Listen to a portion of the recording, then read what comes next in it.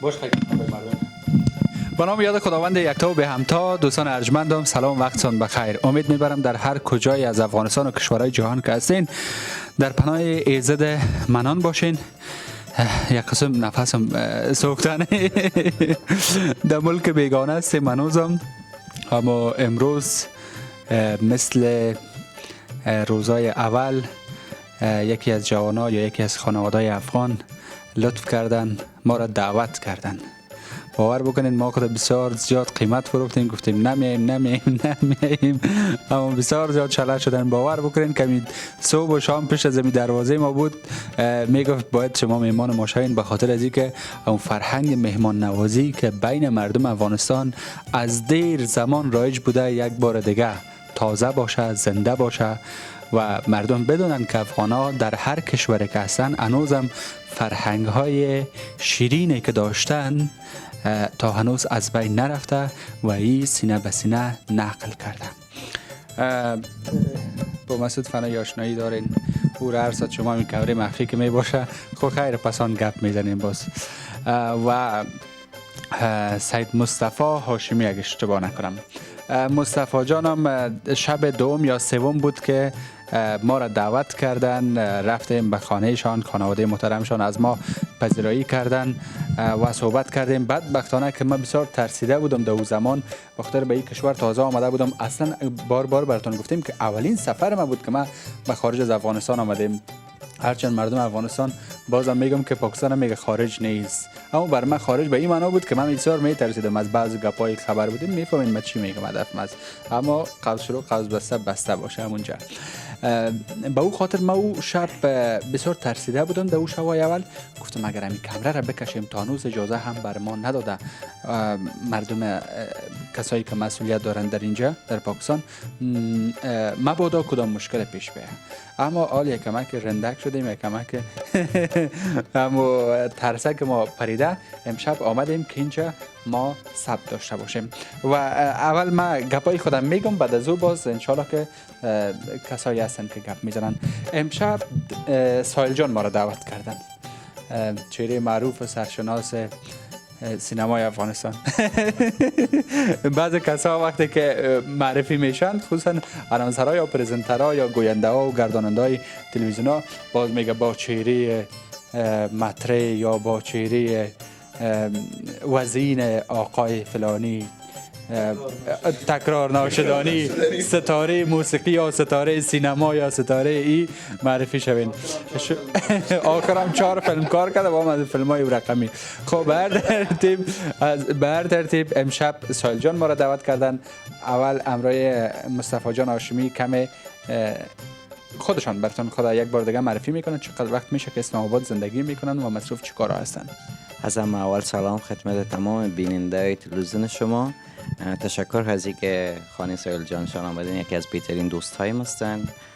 سپاسگزار قربان قدم‌های هر یک از شما.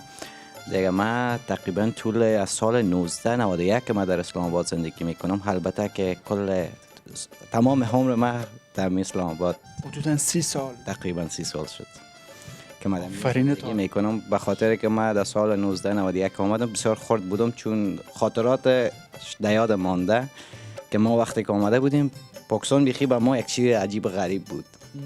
آبادی و قدر نبود. در منطقه که ما زندگی میکنیم جیتن سرکاش صحیح جور نشده بود. حال خودم خدا زیاد آبادی و گپام شده دیگه. خاطرات خوش داریم البته از پاکستان. میشه کوتاه یک قسم برای مردم بفهمانیم، زمانی که شما اسلام آباد آمدید سرکایش پخته نبود، حالا پخته شد؟ یک چیز واضح است، اگر ما در حساب صحیح بگیم مردم پاکستان فرهنگ کالا پوشیدن یار از مردم افغانستان یاد گرفتن. این یک چیز واضح است. به خاطر در سال 1991 خوب صحیح در یادم است که مردم در کتلونگ میگشتن. امانند از این بعض موضوعات دیگه زیادتر چیزا را به خاطر که حالا اگر حساب تاریخی ما شما ببینیم نه به او گپایش میبینیم که با کمک لینک میخوره به طرف سیاست میره. تشکر مصطفی جان.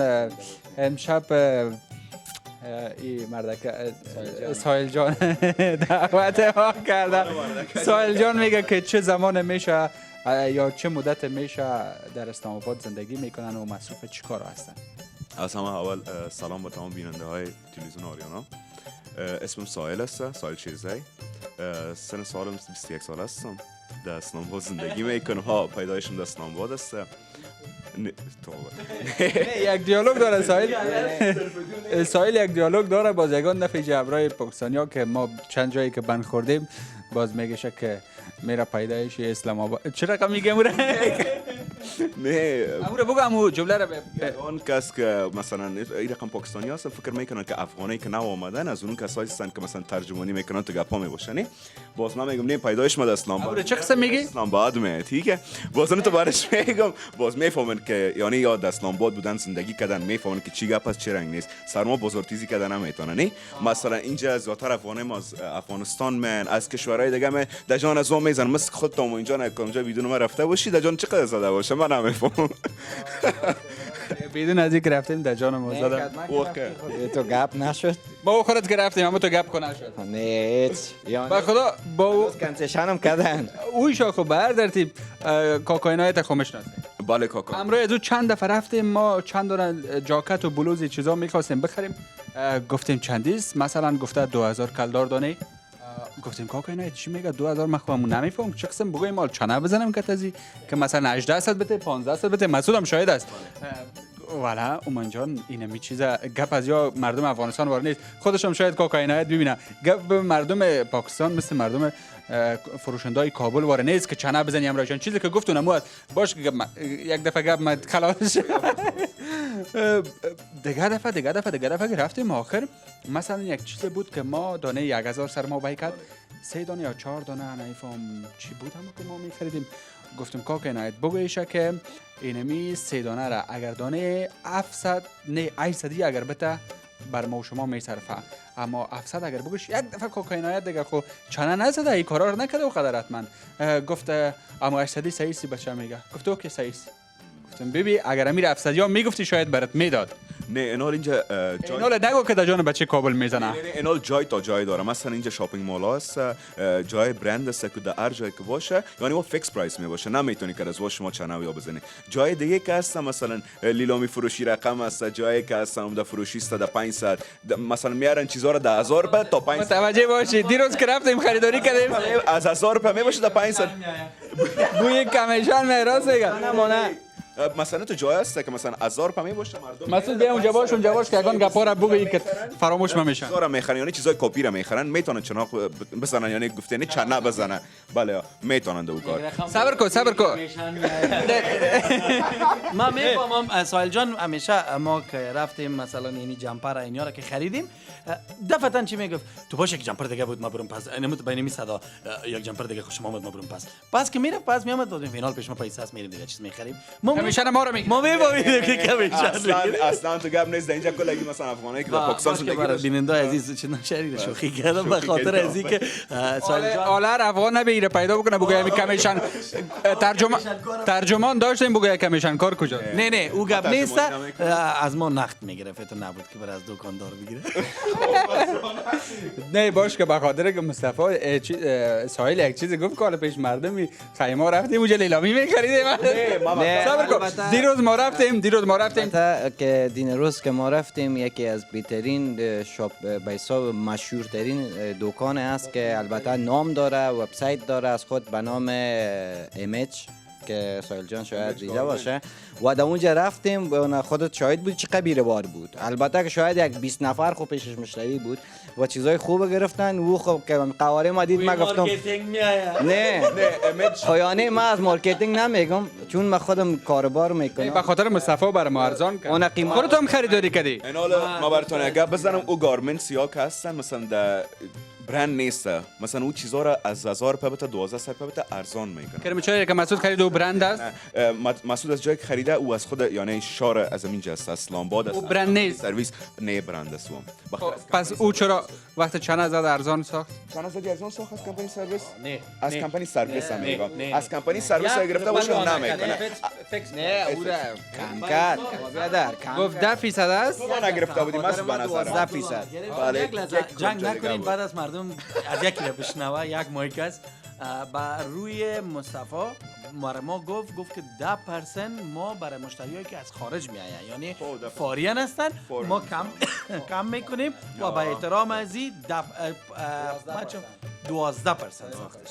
لیکن بازم جنس برند خریدیم صفحه چاپ. در کل نه تو گپ نیست اصلا. در کل میشه یک قسم بگوییم از جمع کمیشنایی که ساحل گرفته امشب ما رو دعوت کرد. نه اصلا خودتون نفهمید. عزیز کلان شوخی میکنه. کلا اینجا مزاق است. تعریف سایل جان نمیکنم، از ما دوست بسیار خوبم است. البته در حساب میمان نوازی و در حساب ازی ما واقعا بچه بسیار خوب، فامیل بسیار خوب، البته که در میمان نوازی خود طاق است. میگه داغ از دامید نمیکنن که پول میشه، این حقیقت است. ما همیشه خب غیر از این کلچه و کیک و این چیزا نان هم هست؟ نان هم اینی می بود دعوت. نه تو گپا نیست، خو میمون نوازی افغان است. این اول سنتورس است. این کمیشن البته گپ کمیشن از دیگه کو بیخیزی از کی؟ لم همین میمان نوازی بر تمام مردم افغان یک به حساب میراث مانده. در هر مملکتی که آدم بره، اگر افغان بفهمی که به حساب افغان است، خدا شاهد است که قدر میمان نوازی میکنن. این حقیقت است که بر تمام مردم افغان ما میراث مانده. البته تمام مردم افغانستان، چی در خارج چی در بیرون کشور، که میمان نواز هستند. ما از جمع خانواده‌ای بودیم. مصطفی جان واقعا گپا خیلی خودمانی است. امید بر دوستا خستگان تمام نشه. ما از جمع خانواده‌ای افغان بودیم که یعنی کمر ما در کوچ کشی کردن. یک سال دو سال یک جای کرانشین می بودیم، باز از جا کوچ میکردیم، دیگه خانه میرفتیم، دیگه خانه میرفتیم تا خداوند رحم کرد صاحب یک خانه ما را ساخت. از بیچارگی برآمدیم. مهم چی است که من این مثال میتم، ما به هر جایی که میرفتیم کرانشین میشدیم یا در اون منطقه میرفتیم، همسایه ما باز میدیدن که یک کاسه یک شوربا یا یک غوری برنج یا شوله یا دال یا پیاوه یک چیز مقصد می آورد که بسیار زیاد شیرین است، در حالی که هیچ نمیشناسیش اما همسایه‌اش قرار گرفتی. روز اول یا چاشت یا شب شما را دعوت میکرد یا به خانه خود یا براتون غذا می آورد. این گپ یک قصه است. امی چیز یک قصه بسیار جالب به ما یاد آمد که به حساب باش براتون بگم، کمک زیر خنده‌دار است، لیکن از یک میمانی در یاد مانده که براتون قصه کنم. یک از امی دوستای ما بود، نامش شکریه بود، خانم بود. البته که از مزار بود، از بسیار ما بود، یعنی قوم خش دیگه به حساب می از دوست گفته میشه. خانه از جا میمان بودیم. خب افغانا چون که میمان نوازی رو یاد دارن، هم یک خودی به حساب قابلی به همسایه پاکستانی خود روان که صبح خود شکریه کابل رفتنی بود، کابل میرفت. خواهی گرفت، همی خوری را گرفت به همسایه پاکستانی خود داد. صبح خود شکریه رفت طرف کابل، همسایه پاکستانیش صبحکی گرفته بهش قاب دخترکش داده، گفته شکریه حب که کانه بود مزدار تا. گفت دختر شوردور نمیفهمید، گفته چی؟ شکریه صبح 5 بجه کابل. اصلا تشکری کرده، گفته شکریه صبح 5 بجه کابل چلگی. یعنی کابل رفته حال از این چیز. دوستا نگفتن همونه که مسعود جانم از اول میشناسم، ما در کابل آشنا شدیم و از برادر من بیشتر میدونمش دیگه. امیر رقم معین جان که من که از خودت معرفی شدم، یعنی قدر روزا گشتیم، خدا کنه خوب گذشته باشه. بسیار تشکر که ما رو راهنمایی کردید. هیچ کام گپ ببینه که این رقم در برنامه در دستش هست، این رقم دیگه مفته که میگم این دیدگری بخیر نال بریم. نان اگر نان یخ تیار است؟ نان تیار است دیگه. بریم به طرف بریم. درسته؟ خدایی چیزا اگه چیزا میخوردین میتونیم ببریم. گپ نیست همینجا است، پس راستی ما تازه خبر شدم گفتن که کیکار در خانه آماده کردن. کیک بله کلچه بود که خلاص شد، کیک بود در خانه آماده. بله در خانه تیار شده، با مادرم دور کرده بودن. ایره میشه که بعد از نان بخوریم باز؟ من چرا نه؟ اگر شد میشه ببریم هم. حتما. بسیار تشکر. بریم سر شوین. بفرمایید. نه شما برین که ما را اشتباه نکنه. اینجا غرض نگی بیای طرف بیا. مسعود جان، امای جان کلتان بیاین. این عروسی برادر مسعود فنایی بود که امیل از دیدیم و یاد و خاطرات حدودا 1 سال پیشتر تازه کردیم که در اون زمان پدر مسعود فنایی، حشمت فنایی، هنرمند چیره دست سینمای افغانستان، او وقت حیات بودن، زنده بودن، بسیار شب خوش بود تو زمان. اما امروز دیگه حشمت فنایی در بین ما نیست. خداوند جنت برین نصیبشون بکنه. خب شما از چی ترنگ پرنگ میکنین یا چلمچی و چیز دارین؟ چلمچی دارین؟ چلمچی چیز نفهمیدم. یعنی دستای خود کسی که میشه شما میفهمید چلمچی چی میگن؟ چلمچی فکر میکنم که والا مردم اطراف چلمچی میگن نی؟ با حساب تو یک چیزی هست که افتاوا و لگن نه دیگه او چیزا دیگه یعنی افتاوا لگن نه افتاوا لگن نیست مگر تشناب چی جای هست میتونید دستایتون بشویید. میخوایم تشنا بریم میخوایم افتاوا لگن وای دستای میخوام افتاوا لگن نی خو مگر میگ برتون $100. در زمان سابق البته بود، حالا چون فرهنگ‌ها تغییر کرده از او خاطر حال استفاده نمیکنه مردم. در زمان سابق اگر دیده باشین کاوچ و چوکی و گپا نبود. حالا ببینید هر خانه که برین کاوچ و چوکی و یگان تا میمونه یگان تا نمیمونه. خب مرا راهنمایی بکن. شما دوستا بیاین ببینید که او بسیار بسیار تشکر. اول خب ما گفته بودیم مسعود زحمت باید نکشد. ما با مصطفی هم همون شب قسم داده بودیم، گفته بودیم به شرط میایم خریتون که زحمت نکشید. با مصطفی گفته بودیم راستی فراموشم نشه. صبر کن فراموشم نشه. به مصطفی جان گفته بودم بیاین، گفتم به شرط میایم خی خانهتان. زیاد اصرار کردن شما بیاین سایل جان، به شرط که بر ما یک کچری قروت آماده بکنین. درست نه؟ البته شوله که در بینش یک ذره چکپ بندازین، در سرش هم یک دونه یک ذره از اون روغنه را بندازین. البته که من از مادر از افشار هستم و کسایی که در افغانستان زندگی میکنن مردم افشار بسیار زیاد میمان نواز است. تا اینجا که تو را به قرآن اگه نخوری، تو را به خدا اگه نخوری، قسم و قرآن زیاد میخوانه. من امروز راستی مادرم وقتی که گفتم، مادرم گفت نه بچه میید به هیچ صورت میمان میایه که دو چیزا نمیشه و اونا باز خودشان بیچاره قابلی جور کرده بودن اونا رو. خب شما بیاین ببینین که سایل جان زحمت کشیده دیگه. چی بگیم شما یاره ببینین و دستایم یک تازه میکنم بانن که یا ترنگ پرنگ قاشق بکشم. من میفهمم از خوراکشون که ترنگ پرنگشون حال زیاد است. ان شاء الله که یه دفعه دست بند کنید دست دکانی رو باز میفهمید خوراک یعنی چی. کسایی که زیاد میخوره خصوصا ما و کامرامینت امشب تو را در خوام باز نمیمانیم. خراس هست که یکی خراس هست، از خراس از جا نیوله که در اوجا بند است و نیول غنگ است میکنه. یک قصه را میگم باز میریم دوستا را بشویم. تو بشویم من ششتم بیشتر که دوستا رفتیم جلال آباد اعلان ثبت میکردیم. شب اتاق ما را جای داد در خانه بریالای صمدی. گفتم اینجا میمانخانه است و اجره میگن. گفت اجره باشین مشکل نیست. همون دوست ما که دایرکتر بود گفت صبح خیس اینی رقمی. گفتم خو نکردی شب؟ نه گفت بلیاز خورا. گفت میخیزه بس خو سعی میکنم کلا یک قط میپره و میخوره در زمین. نگو که خو دیده بود که من خور میزدم گرم.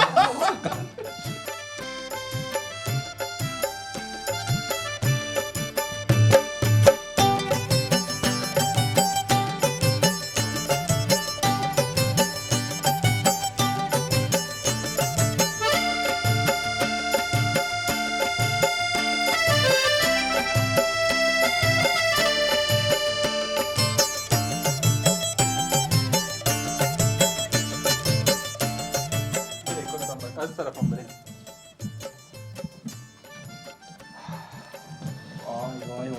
وای نام خدا دسترخوان پر کرده است. چی میکنی؟ شما صرف میکنی یا سرویس میکنی؟ صرف میکنم. صرف. انگلیش. ما دوش نمیفهم. چی میشه او؟ ببین کدام چیز. سایکو سایل عصبیش ما. مسعود از زوبه خودت تدیبه خودت دیگه مصطفی لالا. یک دو دقیقه صبر. مصطفی همیشه هست. مصطفی من قصهش میکنم که چقدر مزه داره. معلوم نگوی که نان خورد. بس بعد از این چیز گوشت هم است. چی هست؟ زیر پیرانی هم داره. زیر پیرانی هم داره. گوشت ما چیزم زیر پاک چیز داره. بان خودش میگیره. ما گفتم باشه که نگی که سایل برد خدمت نه سایل دیگه بیخی معلوم شده که تو نفر بی خونه میگرده. برو من از اون گوشت نمیخورم. نه ما برات نه به خاطر از اینکه او گوشت اینا رو بخورم باز بیشتر وارم بر تحقیق میده دندان منه. خیر این از این گوشت دیگه میگیریم. دیگه گوشت هم هست. خیزی مسعود جان بگید یک چیز فراموش ما نشه بدرک کنیم قاشق پنجه کنیم یا کوپاس. نه این استایلش است. از کلا گیره. استایلش به خاطر دست راست نه. خود از دست راست می؟ بله. نه سعی کن. نه. زمانه وقتی رفت لایسایز بود زمان لیکن خوب شد پاکستان آمدی گفته پاکستان بسیار چیزا رو یاد گرفتی بگی باش خیر تو بدر چه سخت از گرفتن از این کمک کنم نه تشکر یک از این خوردن بگویی دیگه در قصه تشریفات نکن از که این دعا بشه کم مربوطه ما یک کار دیگه میکنم یک صبر باش تشکر صبر باش ما برات کمان اگه در قهر بزنیم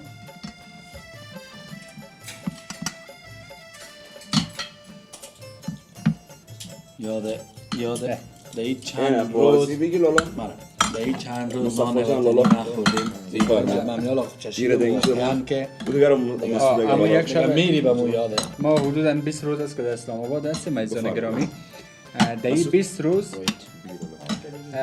غذایی که خورده میفهمین کدام غذا بود اول خب یکی دو روز خیلی سرگردان بودیم از بس که نشد شما فریاد مرا از طریق پخته کردن جگر و تخم بادنجان بودن که داخل اتاق در بین گست هاوس یا مهمانخانه‌ای که ما زندگی میکنیم از کجا رفتیم یک افغان بیچاره بر ما یک دونه پیکنیک گاز آورد یک تخم پزی یا کرایی آورد بالاخره کاردم خریدیم یگان قاشق ماشقام خریدیم یک روز جگر پخته کردیم یک روز هم تخم بادنجان خوردیم فهمیدیم که ما غذا خوردیم با سرگردان بودیم پس از اون مصطفی جان لطف کرد که خانه خود دعوت کرد ما را اموشه و سایل جان هم بود لطف کردن قابلی جور کرده بودن اونام اموشه هم فهمیدیم که ما نان خوردیم با سرگردان بودیم سایل ما را یک جای برد که چطور اکایی رستوران بیا که غذای وطنی است چقدر دور رفتیم پیسام زیاد گرفت آخرام یک قابلی بود که سردستی هتلای کابل از او کده مردم خود اینجا بود به فریب دادن مردم اینجا بود مردم بسیار با مزه می آمد میخورد مرا هرچند سایل فکر میکنم گفت که چطور بود غذا من گفتم که غذا خوب بود مگرم به غذاهای سردستی هتلای کابل نمیرسه من تو امروز شوخی کردم گفتم هر وقت کابل آمدی بیا که یک دفعه هتل بابای ولی ببرمت قابلی بخو که بگو یک قابلی یعنی چی خصوصا شهرنو و ترکمن رستوران بیا که بریم باز او وقت میفهمی که قابلی یعنی چی مارکتینگ میه بچه‌ها بوی مارکتینگ بوی مارکتینگ خب صحیح و یکی از شبای دیگه یک کم لطف کنین کم بیاری یک ما یک چیز باید بگویم باش که مایک. اینی هم یکی از شبهای دیگه است که ما فهمیدیم که ما راستی من نخوردیم من در خورش نمیتونم که قضاوت کنم خوردیم باز میگم بیننده عزیز ما از اینکه افغان سه بسیار خوب قضاوت میکنه در غذا و گپا دین شب ما یکی از دوستان لطف کردن ماهی گفتن بیای بریم ماهی خوردن رفتیم با آنقدر طال ما داد که حدودا ما گردن مگه بستر نشه از یک ساعت هم زیادتر منتظر قیمتش هم 3 برابر نرخ کابل قیمتش 3-4 برابر نرخ کابل بود اما آورد کل ما خوردیم او نفر صدا کرد گفت خب کیف کردین دیگه چون خود از او بسیار با کیف خوردم یا مریض هم شده دیگه خوب گفت کیف خورد افغان گفت از زحمتتان جان سپاس تشکر اما گفت دور پر کیف نکرد جالب است به خاطر که پیسه اون نفر داده بود مسعود هم ازش تشکری کرد و یکی دو نفر دیگه هم تشکری کرد گفت تشکر از اینکه مایی دادین بر ما گفتم ما هیچ وقت دروغ نگفتیم و هیچ وقت ما نمیشه به خاطر خوش ساختن دل کسی قضاوت بیجا بکنم گفتم که از شما تشکر که پول دادین و زحمت کشیدین ما را دعوت کردین سپاس اما مایی دور پر مایی نبود تشکر شما ببینید ما چگونه میخوریم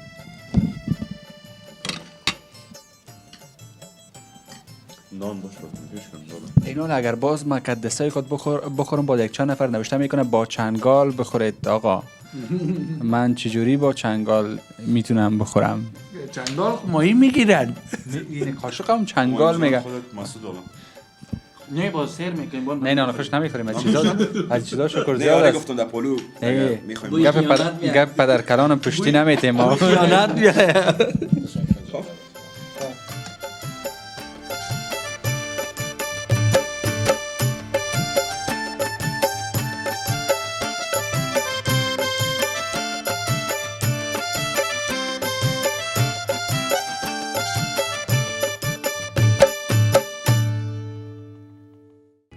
تشکر از اینکه تا این لحظه بیننده گزارش بودین. اگر میخواین گزارش های قبلی بنده را بیننده باشین اینجا را کلیک بکنین و اگر میخواین گزارش های آینده را بیننده باشین اینجا را کلیک بکنین و اگر میخواین با شبکه جهانی آریانا همیشه باشین پس ما را سابسکرایب بکنین.